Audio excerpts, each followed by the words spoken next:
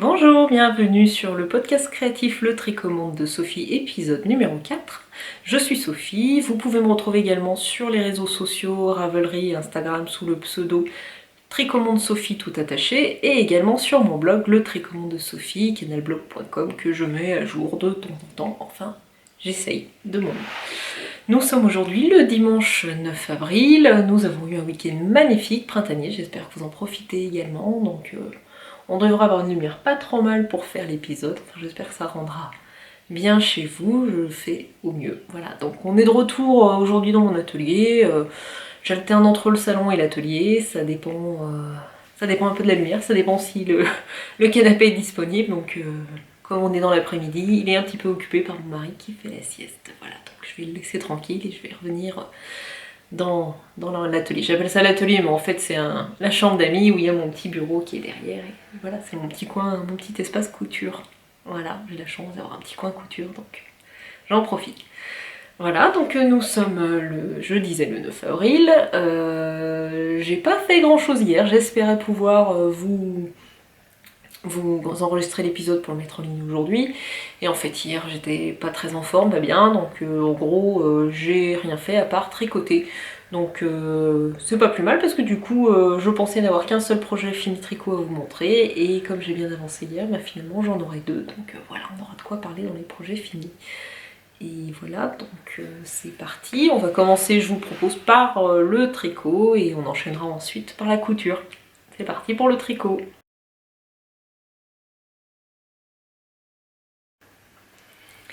Donc, dans les projets finis tricot, le premier projet fini, c'est le Caress My Soul de Mélanie Berg.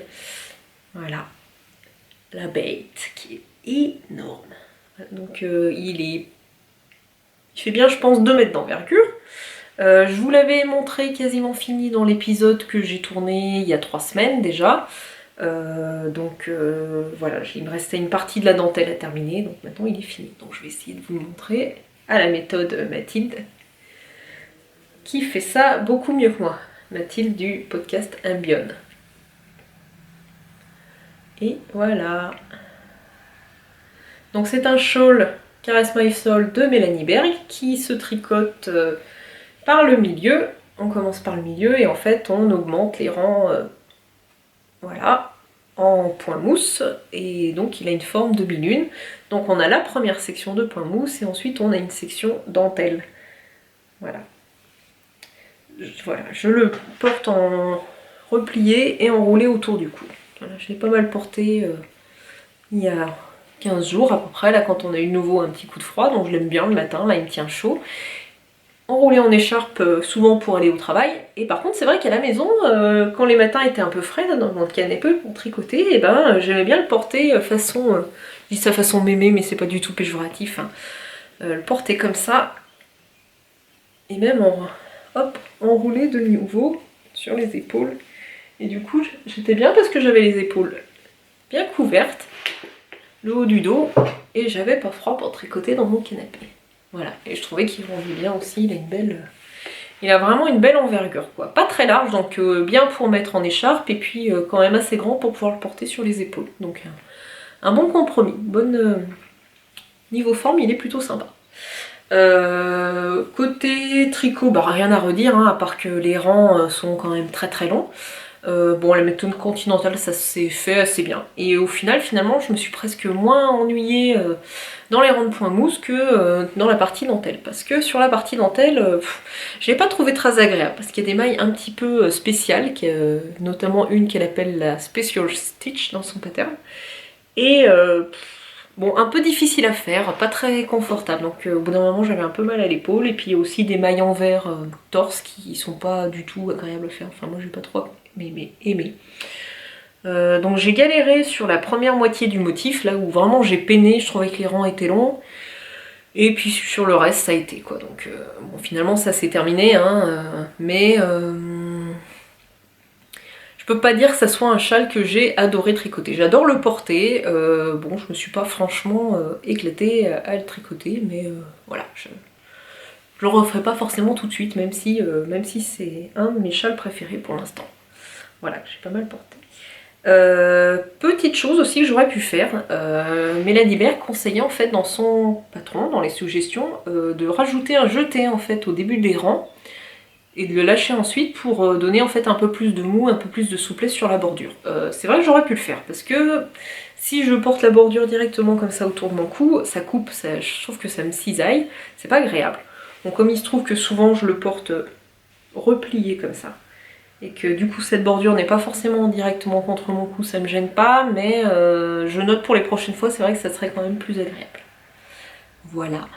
Je l'ai tricoté en vilaine, la qualité c'est Éternel Solo, donc c'est une des dernières qualités de chez Vilaine, de Marion, sachant qu'elle en a rentré plusieurs autres, la nouvelle qualité, donc d'autres éternelles qui sont intéressantes et d'autres tordues. Enfin je vous invite à aller sur la boutique Etsy ou sur le groupe Ravelry de Vilaine, laine Vilaine.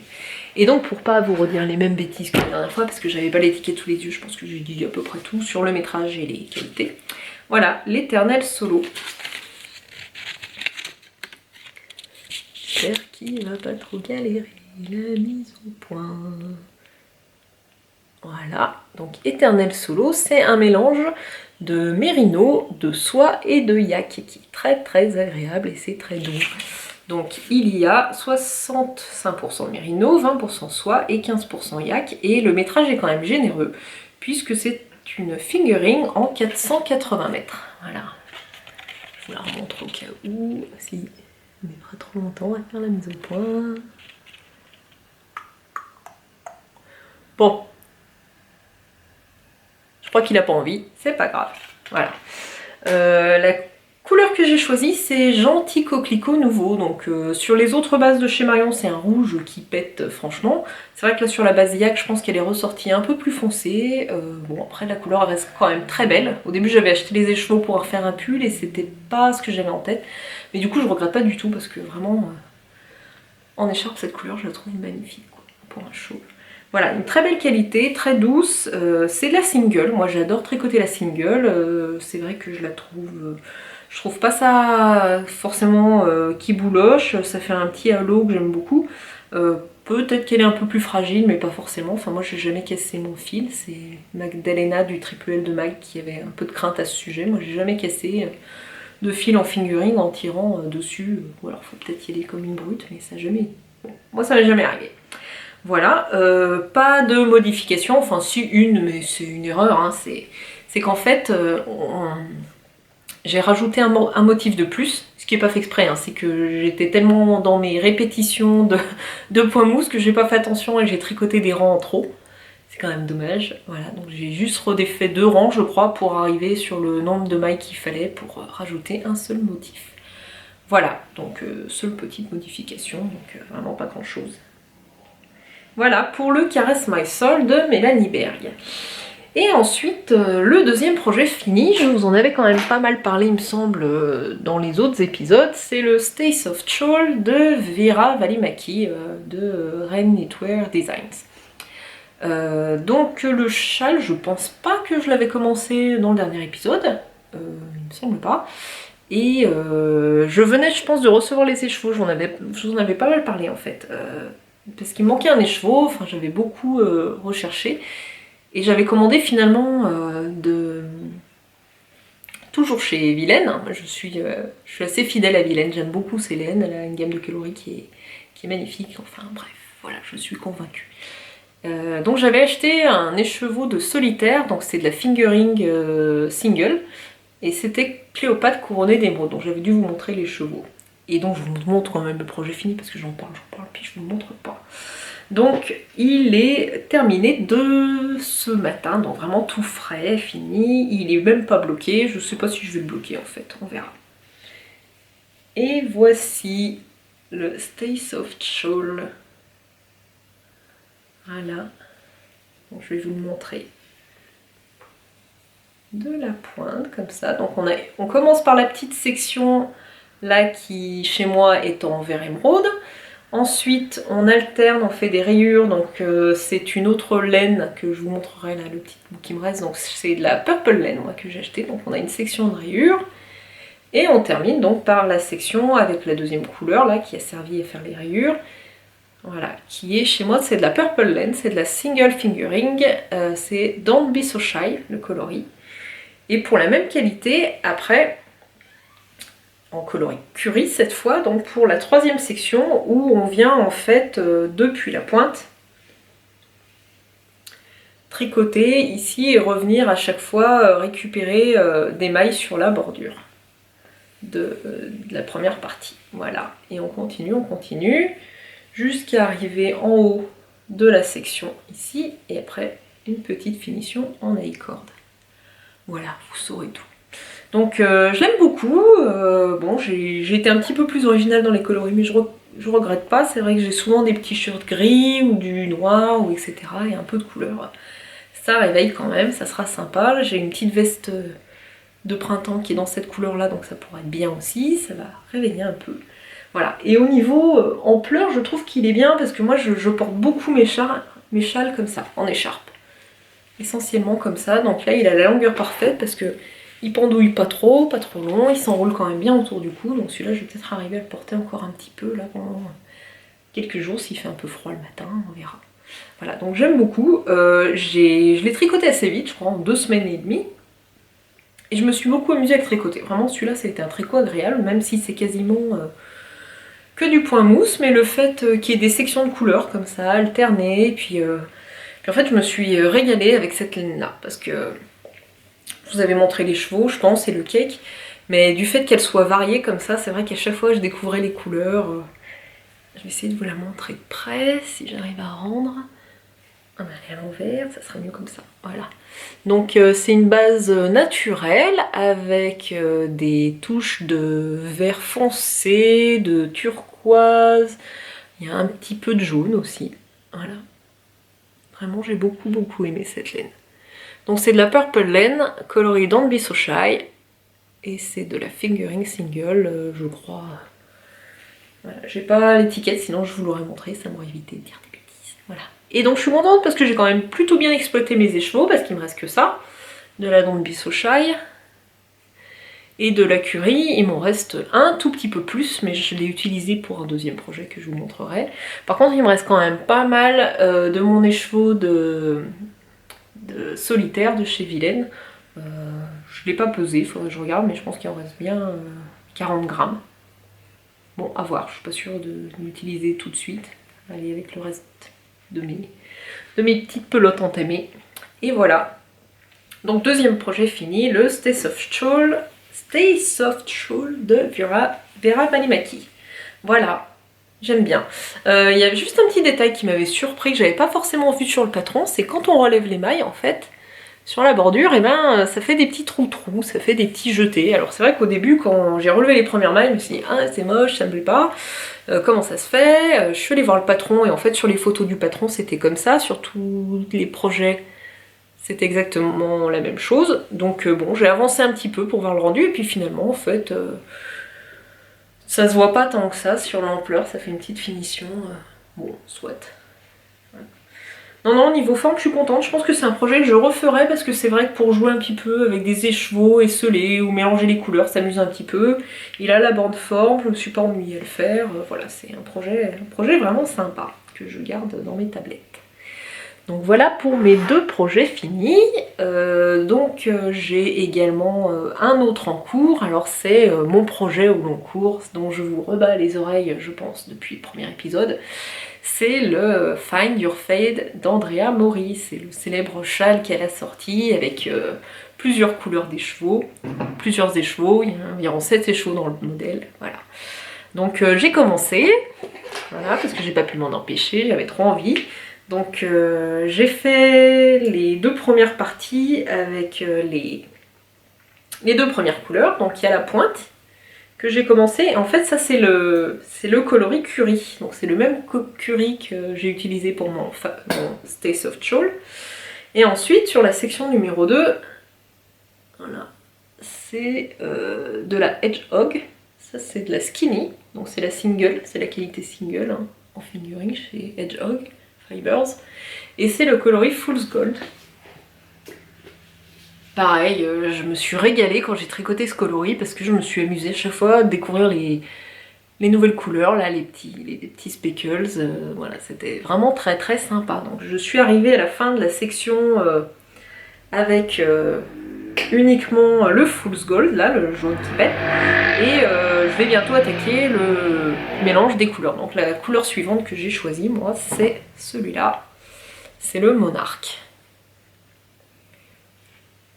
Donc j'aime beaucoup la Hedgehog, vraiment sympa au niveau des couleurs. Moi j'étais quand même assez classique sur les coloris, j'étais plutôt dans les unis, semi-unis. J'ai jamais trop tricoté de laine variée, du coup là je me fais vraiment plaisir, quoi. Je fais l'inverse de tout le monde, là. Tout le monde est en train de revenir sur des laines unies après avoir tricoté du varié. Moi c'est l'inverse, j'ai tricoté beaucoup de variés et j'ai envie de faire du uni, c'est bien. Je fais jamais comme tout le monde, mais c'est pas plus mal, au moins on s'amuse. Voilà, le tout c'est que chacun se fasse plaisir et trouve son compte. Et voici pour le coloris suivant. Donc voilà, Find Your Fade, bien sympa. J'ai un peu galéré au début sur le point dentelle. C'est vrai que bon, c'est pas très compliqué, mais fallait être un peu concentré sur les premiers rangs. Mais bon, après ça se fait. Puis j'ai même plus besoin de gris maintenant pour le suivre. Voilà, donc le début de mon Find Your Fade. Et voilà, et c'est à peu près tout pour les encours. Donc maintenant en fait j'ai triché à mon... J'avais 2 encours, j'avais le Find Your Fade que j'avais fait après avoir fini le Caress My Soul, et puis ensuite j'ai enchaîné rapidement sur le Stay Soft Shawl. Et là je pense que je vais continuer un petit peu mon Find Your Fade, parce que j'ai envie quand même, ça va être le projet que je vais essayer d'avancer entre 2 projets. Et pour le projet suivant, en fait c'est un test. C'est un test de gilet pour Marianne Munier, Maman Crotte, sur les réseaux sociaux, Instagram, Ravelry. Et c'est un gilet pour petite fille. Donc c'est un patron là qu'elle a montré, qui est le patron Amy. J'ai les photos du patron si vous voulez. Bon, je vais essayer de vous montrer ça. Donc c'est un gilet bicolore avec une bordure à licorne. Voilà, je ne sais pas si vous allez voir sur les 2 photos. Voilà, on voit le haut du gilet et la partie bicolore. Donc voilà, avec les côtés qui descendent en pointe. Donc j'avais beaucoup aimé quand elle l'a montré sur Instagram, et comme elle appelait à testeuse et puis que j'étais sur la fin de mon Stay Soft Shawl, ça faisait un petit moment aussi que j'ai envie de tester les patrons de Marianne, parce que je trouve que ce qu'elle fait c'est juste super, et puis j'ai pas forcément eu l'opportunité.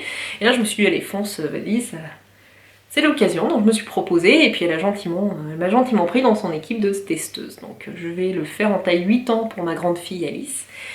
Et nouveauté aussi, je vais tester la qualité pâte de velours que je ne connaissais pas du tout. Voilà, que je regarde que je vois depuis un moment sur les réseaux sociaux, sur Ravelry, et puis pas mal sur les podcasts, je vais y arriver. Et bon, j'avais quand même pas mal d'échevins en stock, mais bon, j'avais envie de tester celle-là. Voilà, donc j'ai commandé la qualité Aleikat, qui est un mélange 75% super wash wool et 25% de nylon, et avec un grand métrage de 425 mètres. Voilà. Je dis grand parce qu'en général on a 400 mètres ou un petit peu moins de 400 mètres. Voilà, et donc les 2 coloris que j'ai choisis, c'est un rouge orangé là très vif qui est, je crois, craquer l'allumette, et l'autre coloris c'est un gris un peu foncé qui est ardoise. Voilà. Donc c'est vrai que les laines sont plutôt unies, hein. Je crois que c'était une des qualités, c'était une des spécificités de cette teinturière, c'est qu'elle fait quand même des laines avec des coloris très unis. Donc il y a pas mal de tricoteuses qui sont intéressées par ces écheveaux, toujours dans cette recherche du ton uni ou très proche du semi-uni. Voilà. Donc je pense que je vais commencer peut-être demain, juste le temps de bobiner les écheveaux en fait, parce que je voulais vous les montrer pour le podcast, et puis après je les bobine et j'attaque. Voilà, l'échéance je crois c'est début mai, ça va faire un peu court, j'espère que je vais y arriver, mon début mai. Bon, Marianne n'avait pas l'air trop exigeante sur le délai, donc voilà, mais bon, au moins être réglo avec elle, voilà. Je crois que c'est à peu près tout pour la partie achat, du coup, achat et projet. Et puis j'ai toujours bien sûr en projet mon Solaris, dont j'ai déjà la laine, et que je dois tricoter en duo, s'il est toujours d'accord, ou même en trio. Donc en duo avec Magdalena du Triple L de Mag. Donc on en avait parlé parce que c'est vrai qu'il était tous les deux dans nos projets, on s'était dit allez bah pourquoi pas le faire ensemble. Donc Mag, voilà, je vais avoir le Emi à faire un petit peu en urgence, mais si t'es ok pour attendre un petit peu, et ben après on attaque ensemble le Solaris. Voilà. Et je crois que c'est à peu près tout du coup pour la partie tricot. Donc on va pouvoir passer à la partie couture.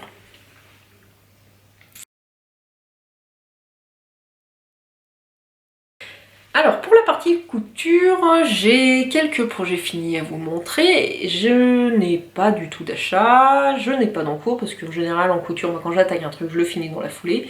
Et puis j'ai quelques projets, voilà.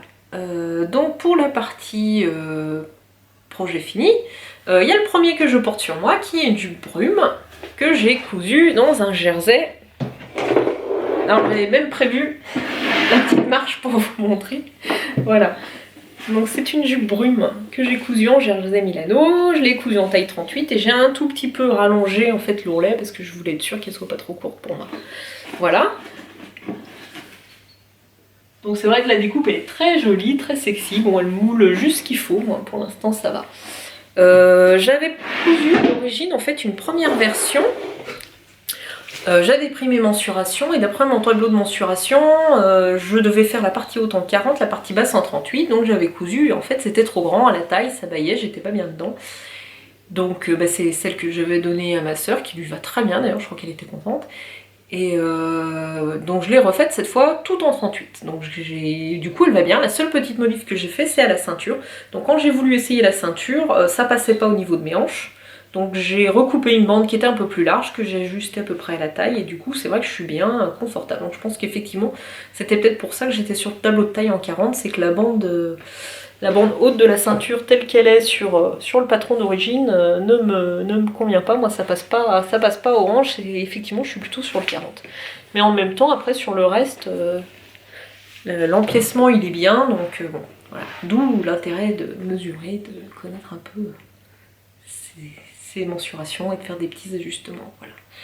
Donc très sympa à coudre, sympa à porter. Après c'est vrai que je pense pas pouvoir la porter beaucoup parce qu'il se trouve que j'ai changé de travail depuis pas longtemps et que c'est plus vraiment une garde-robe le bureau compatible. En fait je suis... comment dire, je travaille en gros dans un espèce d'atelier où on fait du montage avec une équipe de monteurs. Et moi je suis responsable de l'équipe et bon je passe quand même souvent dans l'atelier, voir un peu où en est l'activité, etc. Et du coup bon, ma tenue au quotidien c'est plutôt jean et chaussures de sécurité quoi. Donc la petite jupe, oui quand je suis au bureau ça va, mais comme je suis quand même pas 100% de mon temps au bureau, voilà, on verra ce que ça va donner les petites robes et les petites jupes sur le cours de l'année, mais je pense que ça va plutôt être des pantalons et des chemises et des blouses que je vais devoir coudre sur le reste de l'année. Mais bon, voilà, bon, c'est pas grave, hein, je suis très contente de ce nouveau travail, mais bon, du coup je vais garder mes petites jupes pour le week-end, ça fera plaisir à mon mari, voilà. Ok, donc pour revenir sur la jupe brume qui est très mignonne mais que du coup je pense que je mettrai jamais au travail, je suis pas sûre d'en refaire parce que ça me suffit une jupe pour le week-end, hein. Voilà. Sympa à coudre, c'est vrai que ça mérite de prendre le temps effectivement sur les explications, de passer un coup de fer, notamment sur la partie empiècement derrière pour bien mettre en place les coutures. Parce que je l'avais pas forcément faite sur la première version que j'avais cousue qui était un peu grande pour moi à la taille. Et là sur la deuxième j'ai plus pris mon temps, je me suis appliquée et l'arrondi derrière était plus joli. C'est vrai que ça rendait un peu mieux, donc même si au début ça m'a paru bizarre de repasser mes coutures dans le jersey, c'est pas inutile. C'est vrai que sur la qualité finie ça a apporté quelque chose.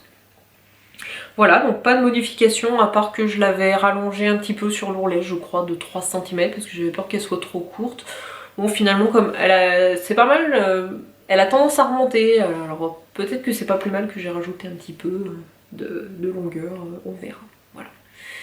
Et donc voilà pour le premier projet fini, la jupe brume de Direndo. Je sais même pas si j'ai dit que c'était Direndo, mais je pense que quasiment tout le monde connaît ce patron. Donc... mais il faut quand même rendre à César ce qui est à César. Et voilà. Et le deuxième projet, c'est toujours un projet pour moi. c'est le projet que j'ai cousu dans le cadre du défi jeu Kuma Garde-robe Capsule 2017. Donc c'était mon projet de mars, c'est le haut en jersey.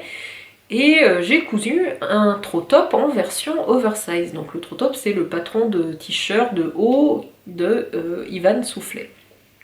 Donc moi ce patron il m'intéressait essentiellement pour sa version oversize. Les versions coton pour l'instant m'intéressent pas, peut-être la version t-shirt non modifiée oversize. Donc j'ai commencé moi directement par la version modifiée en suivant le tuto de Ivan, qu'elle met en lien d'ailleurs avec le patron. Et je vous le montre. Voilà, donc il est bien oversize.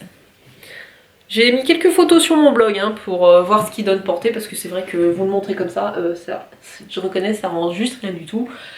J'avais presque failli le mettre pour le podcast, mais en fait il faisait trop beau et j'ai gardé mes manches courtes. Pour vous sauver. Voilà. Donc pour la version oversize, moi j'ai rajouté 7 cm sur, sur l'adaptation du patron, on fait une découpe à peu près par là sur le patron et on élargit de 7 cm. Enfin de la longueur qu'on veut, mais moi j'ai fait 7 cm. Voilà. J'ai aussi modifié l'encolure parce que ce que je n'aime pas moi sur ce patron, ce qui me déplaisait sur les photos du modèle présenté puis sur d'autres réalisations, c'est que je trouvais l'encolure très dégagée. Donc j'avais modifié l'encolure en remontant le devant, donc je crois que j'ai surmonté. Alors en fait pour ces modifications j'ai suivi une blogueuse qui avait tout noté sur son blog, je vous indique le lien en bas, je crois que c'est MGG+.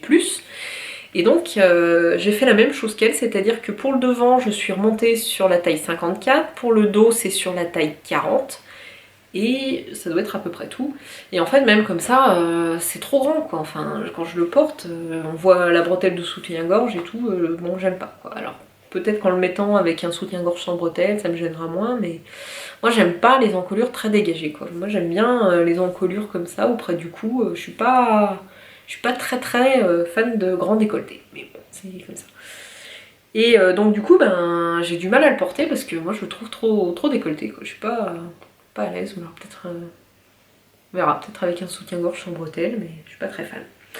Et deuxième modification aussi que j'ai faite, c'est sur les manches qui étaient trop larges, mais en fait je crois que toutes celles qui ont fait la version oversize ont fait ça, c'est que, en gros, j'ai suivi le patron à la lettre, j'ai essayé, effectivement, je trouvais que l'emmanchure était trop grande, enfin les manches étaient trop larges.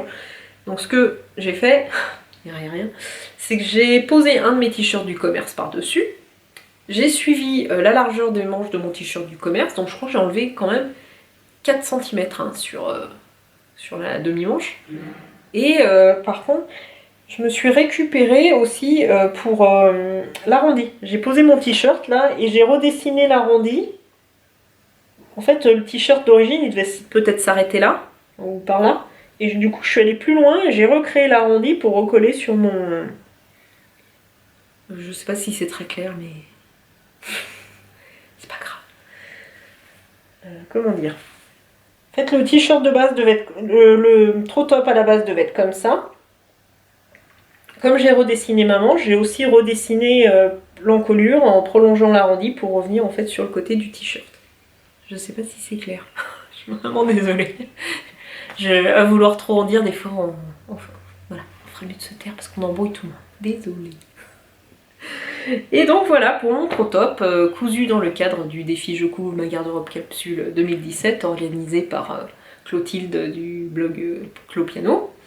Bien mais à revoir quoi, vraiment je pense que cette forme oversize me plaît bien, mais l'encolure bof, j'assume pas, donc c'est dommage parce que c'était un de mes jerseys du stock que j'aimais beaucoup, qui est super doux, super fluide, donc j'aimais bien la couleur, mais c'est pas grave, je vais en racheter puis je referai une tentative et puis bon voilà, je suis pas sûre de retrouver la même couleur, mais...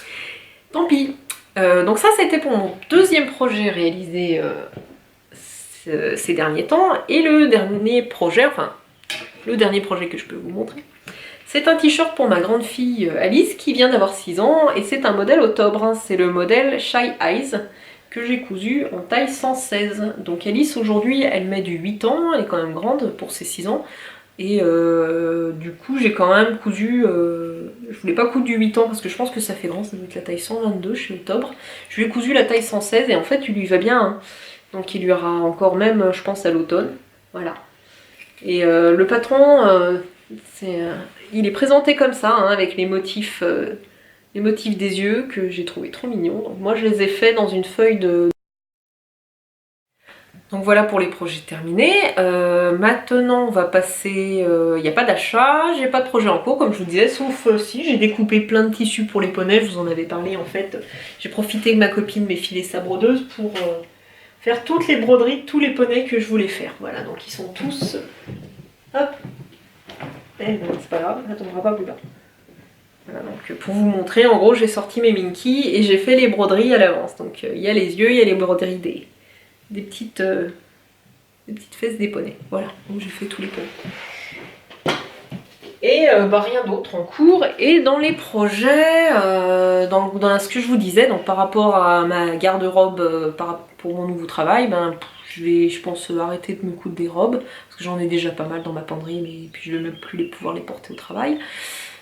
Pareil pour les jupes, des jeans j'en ai plein, peut-être un pantalon en couleur, j'aimerais bien faire, donc peut-être le safran à voir ou un autre patron. Si j'arrive en fait à trouver un jean pas trop chaud, sympa, ça sera peut-être ça.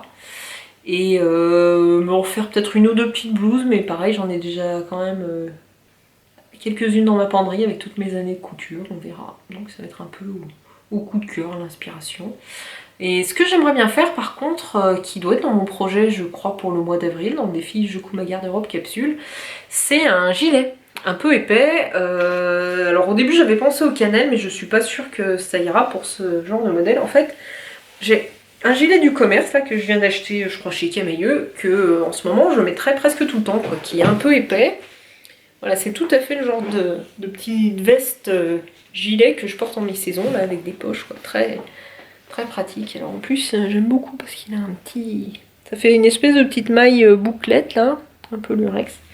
Voilà donc faut que j'arrive à trouver le bon tissu. Le patron je pense que j'arriverai à trouver facilement, mais j'aimerais bien me refaire le même genre de petite veste là de printemps, ça serait sympa. Et je crois que du coup c'est à peu près tout pour les projets à venir en couture. Et je pense qu'on a fait le tour. Donc voilà, et ben écoutez, je vous propose qu'on en reste là et puis qu'on se donne rendez-vous pour le prochain épisode. Profitez bien de votre journée, de votre dimanche, avec plein de beaux projets. Et puis on se retrouve et je vous dis à bientôt. Merci!